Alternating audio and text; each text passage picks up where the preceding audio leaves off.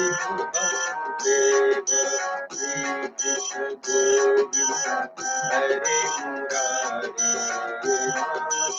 नारायण वासुदेव एकमात्र स्वामी सखा हमारे एकमात्र स्वामी सखा हमारे हे नाथ नारायण वासुदेव श्री कृष्ण गोविंद हरे मुरारी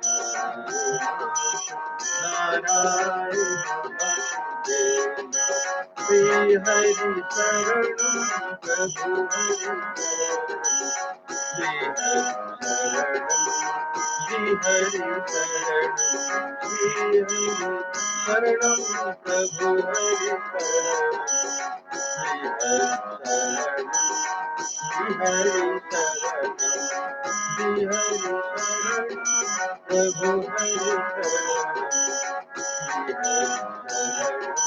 श्री हरि शरणं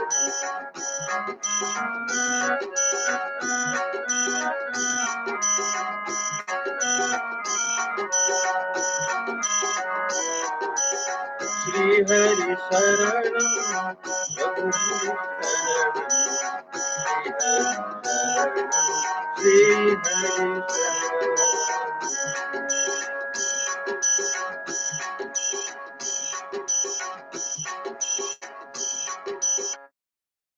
श्री हरि शरणं प्रभु श्री हरि जय श्री कृष्ण।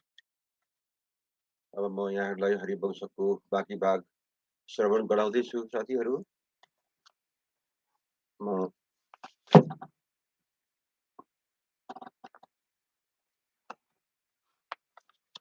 आज हम चतुस्त्रियाशदधिकशतमो अध्याय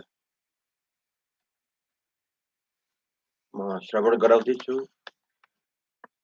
इसमें हरिवंश के वर्णित वृत्तांतों का संग्रह के बारे में हम आज श्रवण करेंगे।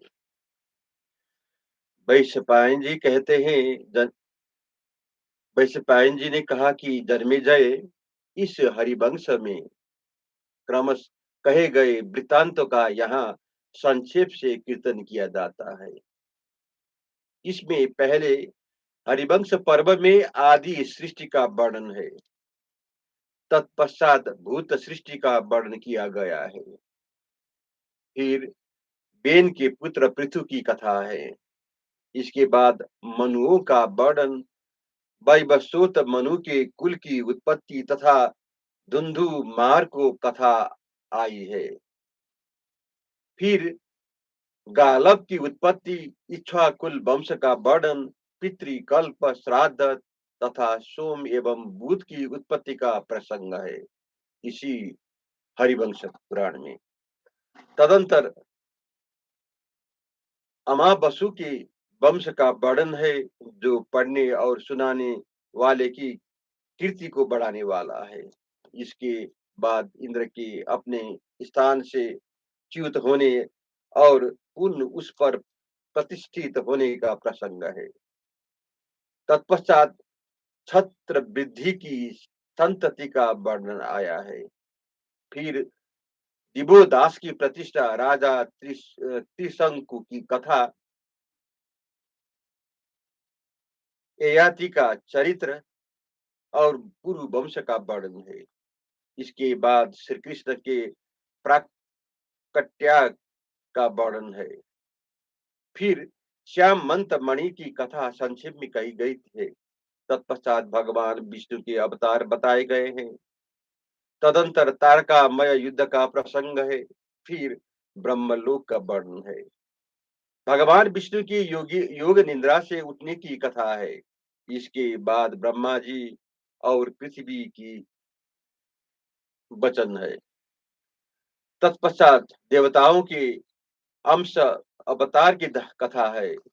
तदंतर द्वितीय विष्णु पर्व में कंस के प्रति नारद जी का वचन, भगवान विष्णु का जल में सोए हुए षटगर्भ नामक दैत्यों की जीवों को खींचकर निद्रा देवी के हाथ में देना आर्या देवी की स्तुति, श्री कृष्ण के अवतार का विस्तार पूर्वक वर्णन, उनका गौओं के ब्रज में गमन, छड़के को छकड़े को उलटना, पुतना का वध करना, अर्जुन नामक जुड़वे वृक्षों को तोड़ देना, गोपों को भेड़ियों का दर्शन तथा समस्त गोब्रज का वृंदावन में निवास, इस विषय में क्रमशः वर्णन किया गया है।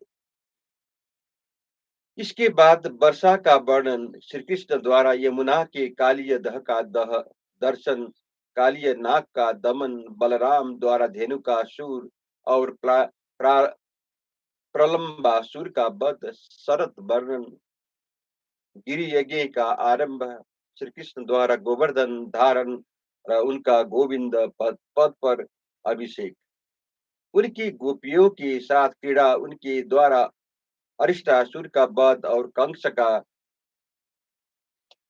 अक्रूर को ब्रज में भेजना, इस विषय में उल्लेख है। फिर कंस के प्रति अंधक के वचन, केशी का वध, अक्रूर का ब्रज में आगमन, लौटने के समय उन्हें यमुना में नागलोक का दर्शन, श्री कृष्ण के द्वारा कंस के धनुष की तोड़े जाने का वर्णन, कंस की चाणूर और मुष्टिक से बातचीत, तत्पश्चात श्री कृष्ण द्वारा कुबला या पीठ, ताड़ूर एवं अंध्र देशीय मुष्टिक का वध, कंस का निधन, कंस की स्त्रियों का विलाप, उग्रसेन का अभिषेक तथा श्री कृष्ण द्वारा यादवों का आश्वासन आदि विषय में वर्णन किया गया है। बलराम और श्री कृष्ण का गुरुकुल की विद्या पढ़कर लौटना, जरासंध का मथुरा पर घेरा डालना और पराजित होकर लौटना, विकद्रुक का भाषण, श्री कृष्ण और बलराम को परशुराम का दर्शन और उनकी बातचीत, उन सब का गोमंत पर्वत पर चढ़ना, जरासंध का आक्रमण, उसके द्वारा गोम पर्वत का दाह, श्री कृष्ण और बलराम का करवीरपुर में जाना, श्री कृष्ण द्वारा श्रृंगाल का वध तथा दोनों भाइयों का मथुरा में आगमन आदि प्रसंगों का वर्णन इसी हरिवंश पुराण में किया है। इसके बाद बलराम द्वारा यमुना का आकर्षण, यादवों का मथुरा से हट जाना और कालयबन का युक्ति पूर्वक वध, इस विषयों का वर्णन है। तदंतर द्वारका का निर्माण, रुक्मिणी का हरण, रुक्मिणी के साथ कृष्ण का विवाह, बलराम द्वारा रुक्मिणी का वध, 62 अध्याय में बलदेव जी की महात्म्य तथा 109 में अध्याय में बलराम देव जी के द्वारा प्रद्युम्न को आनिक आनिक स्तोत्र के उपदेश का वर्णन, फिर 63 में अध्याय में नरकासुर का वध का वर्णन किया है। शॉर्टकट फुटकर में इन्हीं का वर्णन किया है, इन्हीं विषय का उल्लेख किया है। तदंतर पारिजात हरण, द्वारकापुरी का पुनः विशेष रूप से निर्माण, द्वारका में प्रवेश, सभा में प्रवेश, नारद जी के वचन तथा विष्णु वंश का परंपरा का वर्णन किया है। इसके बाद षटपुर वध की कथा, अंधकासुर संहार, श्री कृष्ण की समुद्र यात्रा और जल क्रीड़ा, कौतूहल, श्री भीम वंशी वीरों की मधुपान में प्रभृति, श्री हरि की इच्छा से चालिक्य गंधर्व का भूतल पर आनयन, भानुपुत्री भानुमति के हरण की कथा, शांबरासुर का वध, धन्योपाख्यान, वासुदेव महात्मा तथा बाणासुर के युद्ध आदि विषय का विस्तार पूर्वक इसी पुराण में वर्णन किया है। तीसरे भविष्य पर्व में भविष्य राज वंश एवं भावी कलयुग का वर्णन, फिर पुष्कर प्रादुर्भाव का विस्तार पूर्वक वर्णन किया गया है। तत्पश्चात भगवान की 12 नृसिंह और वामन अवतार की कथा का अधिक विस्तृत वर्णन किया है। तदंतर श्री कृष्ण की कैलाश यात्रा, पौंड्रुक वध तथा हंस और डिम्बक के मारे जाने के प्रसंग वर्णन किया है।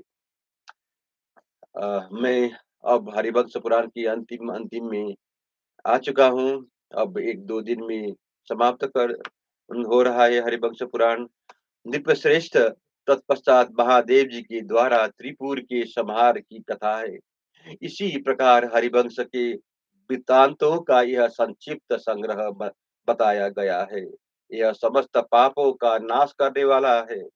कुरुक्षेत्र जो एकाग्रचित्त होकर प्रतिदिन सायं काल और प्रातः काल इस वृतांत को सुनता है, वह सफल मनोरथ होकर भगवान विष्णु के धामों में जाता है। यह वृतांत धन, यश और आयु की प्राप्ति करने वाला तथा भोग और मोक्ष रूप की फल देने वाला होता है। जय श्री हरि, जय श्री कृष्ण।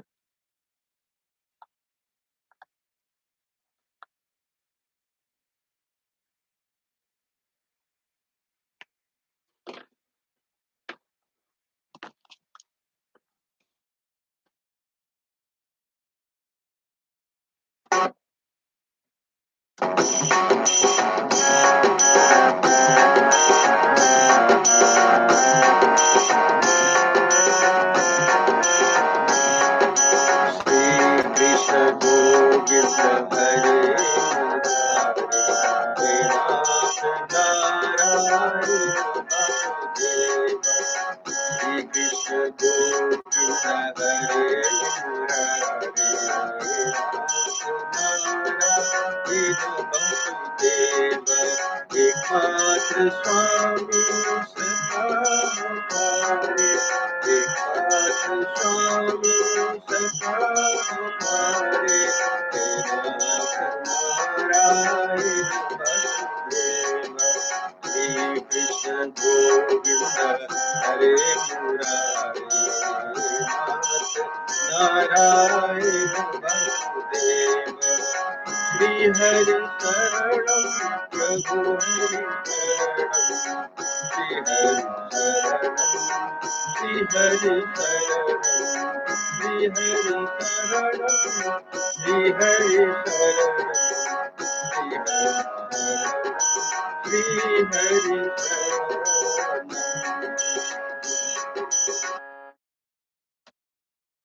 जय श्री हरि, जय श्री कृष्ण।